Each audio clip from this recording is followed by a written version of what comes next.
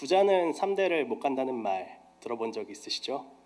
부자에게 있어서 부의 전수가 그만큼 쉽지 않다는 것을 보여주는 말입니다.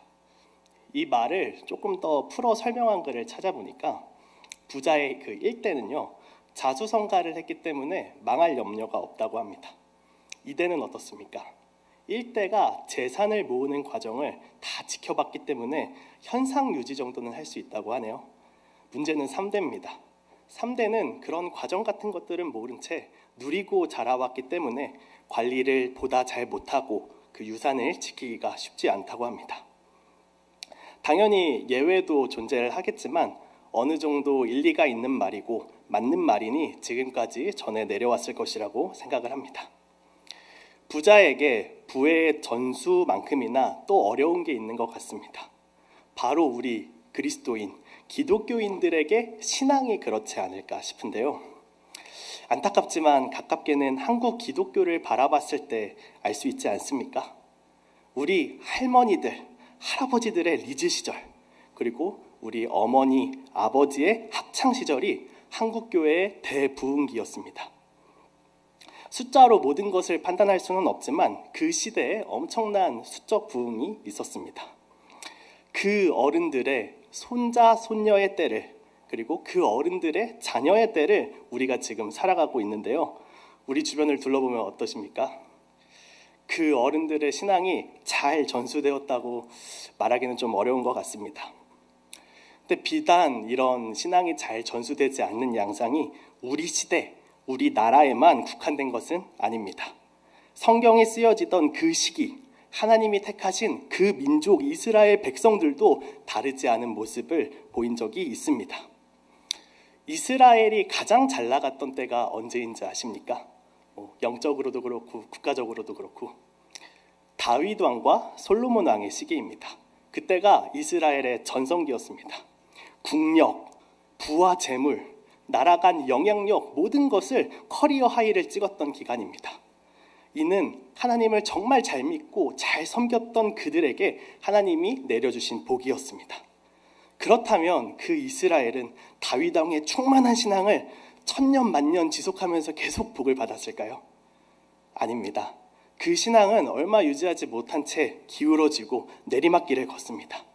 솔로몬 왕 이후에는 타락의 결과로 한 이스라엘이 두 나라로 쪼개져서 북과 남으로 쪼개진 분열 왕국 시대가 되고요. 그리고 이 북과 남 각 왕들이 계속 바뀌면 바뀌는데 점점 더 나락으로 가는 모습을 보입니다. 그렇게 분열된 남쪽 왕국 남유다의 16번째 왕이 즉위된 시점이 오늘 본문의 배경입니다. 당시 상황은 아주 참담했습니다. 그들의 신앙은 아주 처참히 무너진 상황이었습니다. 예루살렘이라고 들어보셨죠? 이스라엘의 수도인데요. 그곳에 그 민족의 성전이 있던 곳입니다. 그래서 그곳은 다른 곳은 몰라도 이곳은 지켜야 하고 이곳은 건들면 안 되는 그곳인데 그 예루살렘에 어떤 상황이 있었냐면 예루살렘 주위에 우상이 있었고요. 예루살렘 안에 우상을 예배하는 산당들이 널려 있었고요. 그리고 우상을 섬기는 이방신 제사장들도 그곳에 즐비하였다고 성경은 기록합니다. 그렇게 너덜너덜해진 이스라엘에 남쪽에서 한 귀인이 나타납니다. 바로 남유다와 이스라엘의 신앙의 개혁을 이룬 오늘 본문의 주인공 요시야 왕입니다. 그가 성경에 등장하는 장면부터 아주 웅장한데요. 그게 오늘 본문 1절, 2절입니다. 제가 읽겠습니다. 요시야가 왕위에 오를 때의 나이가 8세라 예루살렘에서 31년 동안 다스리며 여호와 보시기에 정직하게 행하여 그의 조상 다윗의 길로 걸으며 좌우로 치우치지 아니하고. 아주 훌륭하게 그를 평가하죠. 뿐만 아니라 이 말씀 본문의 평행 본문이 열왕기 하에 기록되어 있는데 거기서는 이렇게 언급합니다. 요시야와 같이 마음을 다하며 뜻을 다하며 힘을 다하여 모세의 모든 율법을 따라 여호와께로 돌이킨 왕은 요시야 전에도 없었고 후에도 없었다, 이렇게 말합니다. 성경에서 이렇게까지 칭찬받은 사람이 있을까 싶은 정도로 대단한 평가를 받는 인물이었습니다. 이런 요시야 왕을 우리가 잠시 살펴보고자 하는데 이 말씀을 우리가 어떻게 봐야 할까요? 성경은 위인전기가 아니잖아요. 성경은 사람을 높이고 드러내는 데 목적이 있는 책이 아닙니다. 그렇다면 어디에 우리의 초점이 있어야 할까요? 요시야의 무엇이 하나님께 칭찬을 받게 되었는지, 우리는 요시야의 인생에서 무엇을 배워야 하는지, 이러한 부분들을 살펴보기를 원합니다. 오늘 본문이 말하는 포인트는 바로 우상숭배 척결입니다. 당시 이스라엘은 우상숭배로 타락하였다고 제가 짧게 말씀을 드렸습니다. 열왕기 하 말씀을 보면은 더 디테일하게 어떻게 타락했는지를 말하는데요. 설명을 드리겠습니다. 예루살렘에 성전이 있다고 했죠.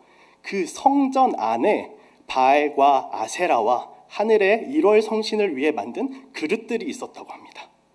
그리고 여호와의 성전 안에 아세라상, 우상이 떡하니 있었던 것이에요. 끝이 아닙니다. 충격받지 마세요. 여호와의 성전 가운데 믿기 힘들지만 남자 창기의 집이 있었다고 합니다. 그리고 제단 높이 달린 태양상, 아세라 목상, 아로 새긴 우상, 부어 만든 우상, 온갖 잡다한 우상이 널려 있었습니다. 우상 숭배가 그 나라에 그냥 아주 만연해 있었던 것입니다. 이게 얼마나 공공연하게 자행이 된 거면 성전 안에까지 그 우상 숭배하는 걸로 가득 차 있었을까요? 이러한 참담한 모습 앞에서 요시야 왕이 반응을 하는데, 그 말씀이 오늘 본문 3절 중반에서 5절까지 나옵니다. 제가 3절 중반을 읽을 테니 4절 5절을 한번 같이 읽어주세요. 제12년에 유다와 예루살렘을 비로소 정결하게 하여 그 산당들과 아세라 목상들과 아로 새긴 우상들과 부어 만든 우상들을 제거하여 버리매. 왕이 또 그 제단 위에 높이 달린 태양상들을 찍고 또 아세라 목상들과 아로 새긴 우상들과 부어 만든 우상들과 가루를 만들어 제사하던 자들의 무덤에 뿌리고 제사장들의 뼈를 제단 위에서 불살라 유다와 예루살렘을 정결하게 하였으며. 아멘. 요시야는 예루살렘에서 우상을 제거하여 버렸습니다.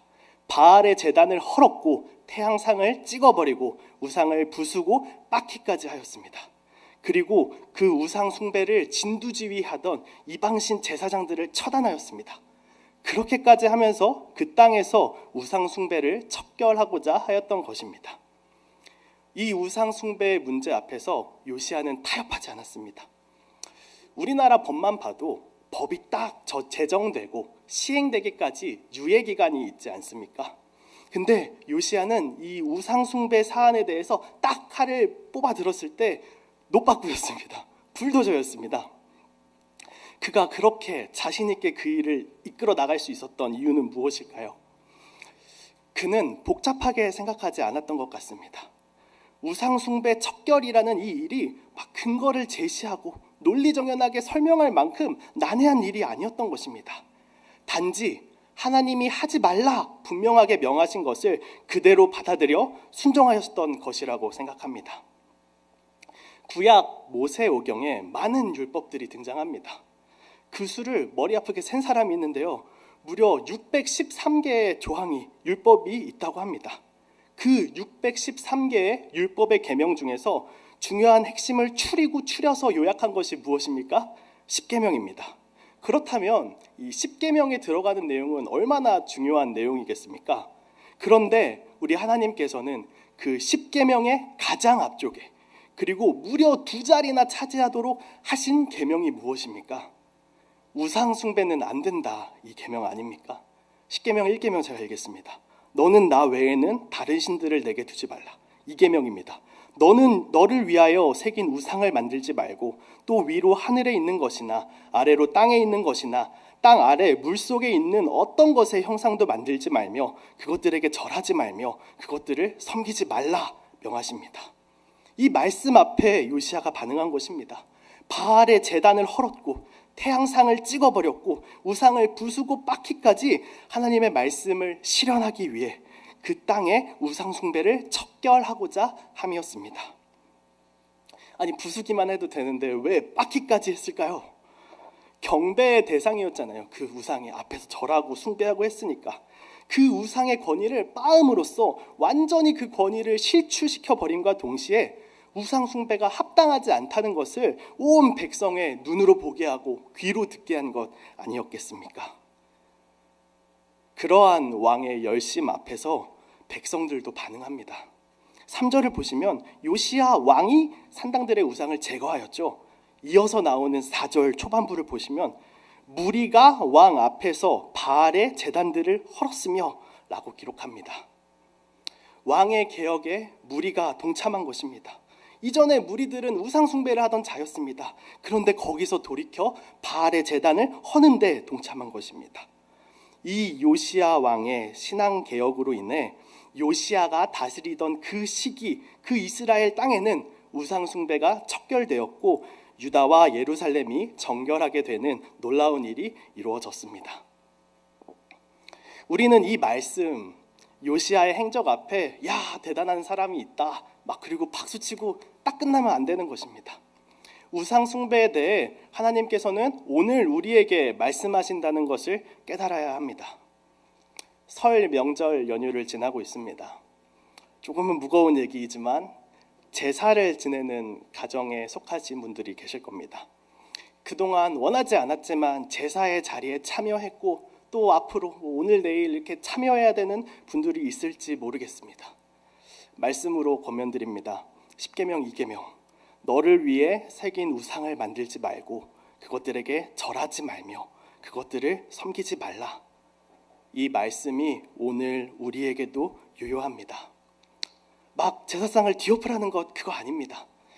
A를 향해 우리가 이렇게 달려가고 있었는데 정반대인 B를 향해 우리가 나아가야 한다면 뭘 먼저 해야겠습니까? A를 향하던 곳에서 먼저 브레이크를 밟고 속도를 줄이고 멈춰서는 게 먼저지 않겠습니까?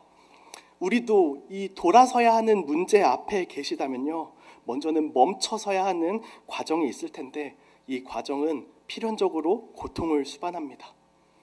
어떤 고통이 있겠습니까? 야, 너 그렇게 안 봤는데 그 정도로 광진도였어? 이러한 낙인을 찍히는 관계의 어려움이 있을 수 있겠고요. 요즘 그리고 기독교의 인식이 너무 안 좋죠. 미디어 매체, 오징어 게임이나 수리남이나 더 글로리 같은 데서 묘사되는 그리스도인들이 아주 안 좋은 취급을 당하고 있지 않습니까? 그러한 취급을 우리가 당해야 될지도 모릅니다. 그리고 이전에는 그렇게 드러내진 않았는데 이러한 일들을 통해서 그리스도인이라고 드러내면은 우리가 삶으로 꼬투리 잡힐 일을 하면 안 되지 않습니까? 더 철저한 삶을 살아야 된다는 부담 등으로 우리에게 고통을 줄지 모르겠습니다. 그런데 이러한 우리의 문제 앞에서 요시야처럼 이겨내 보시지 않겠습니까? 저는 제사 안 지내는데요. 알고 계시겠지만 점 보는 거, 타로 점 보는 거, 이렇게 제사 드리는 거 그런 형식적인 것뿐만이 아니라 우리의 가치관을 사로잡고 있는, 우리가 하나님보다 앞세우고 있는 모든 것이 우상 숭배에 포함된다는 것도 기억하셔야 될 것입니다. 말씀을 마무리하고자 합니다. 반주해 주십시오. 초반에 언급한 요시야 같은 왕은 전에도 없었고 후에도 없었다, 이러한 평가, 그런 것을 원하기도 하지만 이 말씀을 준비하면서 저에게 가장 가깝게 다가온 구절이 있었는데요, 역대하 34장 33절 말씀입니다. 한번 같이 읽어보실까요? 오늘 본문의 같은 장인데 33절 말씀입니다. 같이 읽겠습니다. 이와 같이 요시야가 이스라엘 자손에게 속한 모든 땅에서 가증한 것들을 다 제거하여 버리고 이스라엘의 모든 사람으로 그들의 하나님 여호와를 섬기게 하였으므로 요시야가 사는 날에 백성이 그들의 조상들의 하나님 여호와께 복종하고 떠나지 아니하였더라. 아멘. 요시야가 사는 날에 백성이 그들의 조상의 하나님 여호와께 복종하고 떠나지 아니하였더라.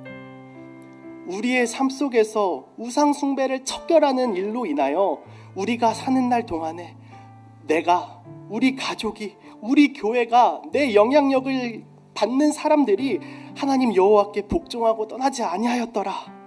이러한 기적 같은 일이 우리를 통해서 우리에게 일어나기를 간절히 바라고 소망합니다. 이 시간